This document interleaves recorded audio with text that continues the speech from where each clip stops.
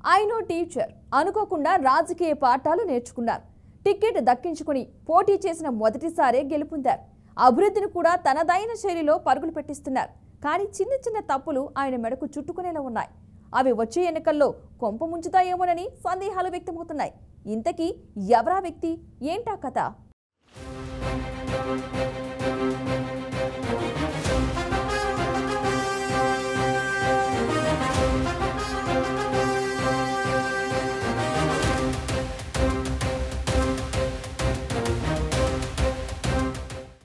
నెల్లూరు జిల్లాలో రాజకీయంగా చైతన్యవంతమైన నియోజకవర్గాల్లో ఒకటి కావలి. ఇప్పటి వరకు 16 సార్లు కావలి నియోజకవర్గానికి ఎన్నికలు జరక్క కాంగ్రెస్ అత్యధికంగా 7 సార్లు, టీడీపీ 3 సార్లు, వైసీపీ 2 సార్లు, ఇండిపెండెంట్లు 2 సార్లు, సొంత పార్టీకి చెందిన వ్యక్తులు ఒకసారి గెలిచారు. కలిగి యానాదిరెడ్డి కాంగ్రెస్ పార్టీ తరపున అత్యధికంగా 4 సార్లు విజయం సాధించారు. ఇక వైసీపీ పార్టీ ఆవిర్భావం తరువాత 2014, 2019 ఎన్నికల్లో రామిరెడ్డి ప్రతాప్ కుమార్ రెడ్డి వరుసగా 2 సార్లు ఎమ్మెల్యేగా గెలిచారు.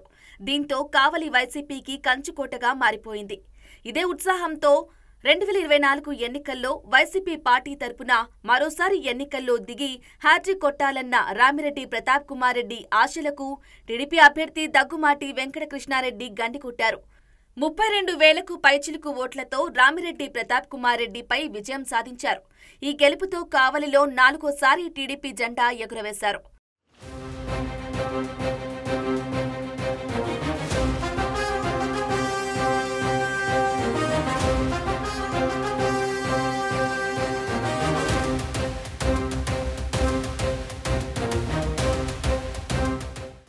కావలిలో వరుసగా 2 సార్లు గెలిచి బలంగా ఉన్న రామిరెడ్డి ప్రతాప్ కుమార్ రెడ్డిపై కూటమి నుంచి ఎవరు నిలబడతారు అనే దానిపై కొద్ది రోజులు టెన్షన్ నెలకొంది. పొత్తులో భాగంగా ఈ సీటును జనసేనకు ప్రకటిస్తారని మొదట్లో జోరుగా ప్రచారం సాగింది. ఒక దశలో బీజేపీకి కేటాయిస్తారని కూడా వార్తలు హల్చల్ చేశాయి.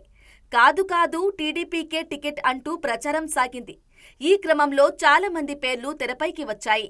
టీడీపీ ఇన్ఛార్జిగా ఉన్న మాలిపాటి సుబ్బనాయుడికి టికెట్ ఇస్తారని కొందరు, కావలితో అనుబంధం ఉన్న బీదా రవిచంద్రకు టికెట్ దక్కుతుందని మరికొందరి వాదన. లోకేష్ మద్దతుతో చివరకు కావలి టికెట్ దగ్గుమాటి వెంకటకృష్ణారెడ్డికి దక్కింది. ఎన్డీఏ కూటమి అభ్యర్థిగా గెలిచిన 5 నెలల్లోనే తన సొంత నిధులతోటి కావలిని అభివృద్ధి ధ్యేయంగా నడిపిస్తున్నారు మా కావ్య కృష్ణారెడ్డి గారు, మా కావలి ఎమ్మెల్యే. గత ఎమ్మెల్యే గారు 10 సంవత్సరాలు ఎమ్మెల్యే పదవిలో ఉన్న కనీసం తన ఇంటి ముందున్న మెయిన్ రోడ్ కూడా వేయించుకోలేకపోయారు. అటువంటిది మా ఎమ్మెల్యే గారు గెలిచిన 10 రోజుల్లోనే తన సొంత నిధులతోటి కావలి టు ముసునూరు రోడ్ని సుమారు 10 లక్షల రూపాయలు వ్యయంతో తన సొంత నిధులతోటి పూర్తి చేశారు. అలాగే ఎన్నో ఏళ్లగా తుమ్మలపేంట వాసులకు నరకంగా మారిన తుమ్మలపేంట రోడ్ని తన సొంత నిధులతో ప్రారంభించి ఈరోజు నేటికి 75% వర్క్ని పూర్తి చేసి అనుకున్న టైంకి జనవరి 1వ తేదీన కావలి ముత్యకారులకి ఆ రోడ్ని గిఫ్ట్గా ఇవ్వాలనుకున్నారు. అది పూర్తి చేస్తారు. అలాగే కావలి పట్టణ ప్రజలకు జాతీయ భావం పెంపొందేలాగా సుమారు 100 అడుగుల జాతీయ జెండాను స్థాపించి అది కూడా తన సొంత నిధులతోటి స్థాపించి. అధ్యాపకుడిగా గతంలో సేవలందించిన దగ్గుమాటి వెంకటకృష్ణారెడ్డి టీడీపీ టికెట్ దక్కించుకుని ముందుగానే సగం విజయాన్ని సాధించారు. ఎన్నికల్లో తన పదునైన విమర్శనాస్త్రాలతో ప్రత్యర్థిని ఉక్కిరిబిక్కిరి చేశారు. తూటాల్లాంటి మాటలతో నియోజకవర్గ ప్రజలను ఆకట్టుకున్నారు. అప్పటికే సిట్టింగ్ ఎమ్మెల్యే రామిరెడ్డి ప్రతాప్ కుమార్ రెడ్డిపై తీవ్ర వ్యతిరేకత ఉంది. దీనికి తోడు కూటమి బలం తోడైంది.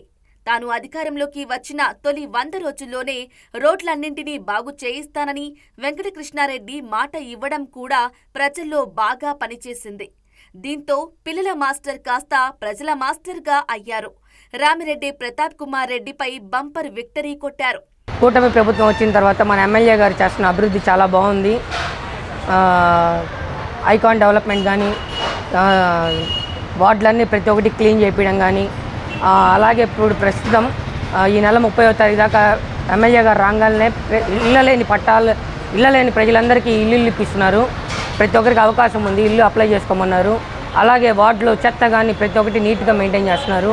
డైలీ బ్లీచింగ్ జల్లుతున్నారు. దోమల నివారణకి డైలీ పొగ వదులుతున్నారు. ప్రతి వార్డులో 40 వార్డులకి వదులుతున్నారు. టౌన్లో కూడా వదులుతున్నారు. అలాగే తుమ్మలపేంట రోడ్డు కానీ ప్రతి వార్డులో ఒక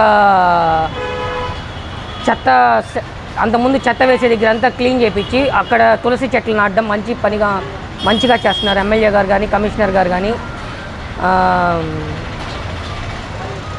మా 30వ వార్డులో ఏ సమస్యలు ఉన్నా ఎమ్మెల్యే గారి దృష్టి తీసుకెళ్తే అమ్మడే రెక్టిఫై చేస్తున్నారు. మాకేం ప్రాబ్లం. ఎన్నికల్లో విజయం సాధించిన దగ్గుమాటి ఇచ్చిన హామీలను నెరవేర్చే పనిలో బిజీ అయిపోయారు. ఒక్కొక్కటి నెరవేరుస్తూ జిల్లాలోనే కాక రాష్ట్రంలోనే అత్యంత వేగంగా నియోజకవర్గాన్ని అభివృద్ధి చేస్తున్న ఎమ్మెల్యేగా దగ్గుమాటి అధిష్టానం దృష్టిలో పట్టారు. నియోజకవర్గ ప్రజల మనసును గెలుచుకున్నారు. అధికారంలోకి వచ్చిన తొలి 150 రోజుల్లోనే కావలి టౌన్తో పాటు నియోజకవర్గం రూపురేఖలు మార్చేందుకు ప్రణాళికలు రూపొందించారు. వాటిని అమల్లోకి కూడా పెట్టారు. 50 లక్షల రూపాయల సొంత నిధులతో ఐ లవ్ కావలి అనే ఐకాన్ నిర్మించారు. 110 అడుగుల ఎత్తైన జాతీయ జెండాను ఆవిష్కరించారు. మోకాలు లోతు గుంతలతో నరకప్రాయంగా మారిన ముసునూరు రోడ్డుకు 15 లక్షల రూపాయల సొంత నిధులు ఖర్చు పెట్టి మరమ్మతులు చేపట్టారు.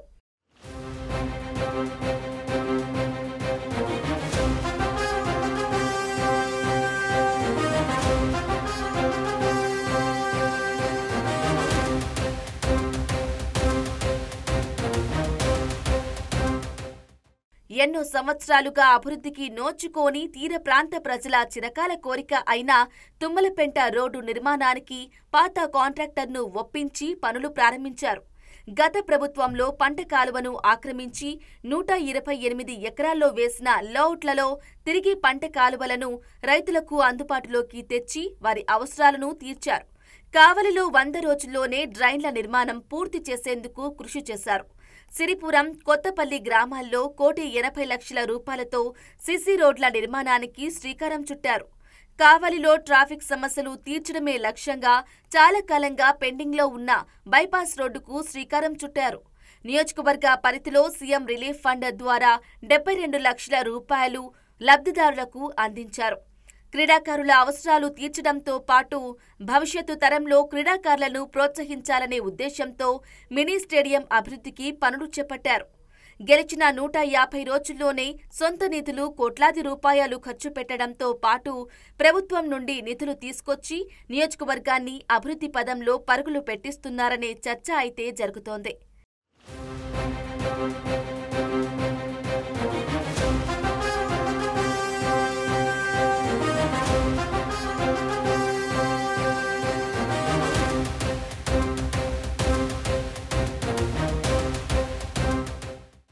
నియోజకవర్గంలో దగ్గుమాటిపై ప్రశంసలే కాదు విమర్శలు కూడా ఉన్నాయి. కొందరు నేతలను దూరం పెడుతున్నారనే టాక్ నడుస్తోంది. అంతేకాదు మొదటి నుంచి టీడీపీ కోసం పనిచేసిన కార్యకర్తలకు సరైన గుర్తింపు ఇవ్వడం లేదనే వాదన కూడా ఉంది. వైసీపీ ప్రభుత్వంలో లబ్ధి పొందిన చాలా మంది ఇప్పుడు మళ్లీ కావ్య కృష్ణారెడ్డి దగ్గరకు చేరారు. దీంతో టీడీపీ కార్యకర్తల్లో కొంత అసంతృప్తి ఉంది. ఇక జన సైనికులను కూడా కలుపుకొని పోవాలని ఎమ్మెల్యేకు సూచిస్తున్నారు. కూటమికి చెందిన నేతలు, కార్యకర్తల మధ్య చిన్న చిన్న భేదాభిప్రాయాలు ఉన్నా వాటిని సరిదిద్దుకుని పోతే వెంకటకృష్ణారెడ్డికి తిరుగుండదని అంటున్నారు.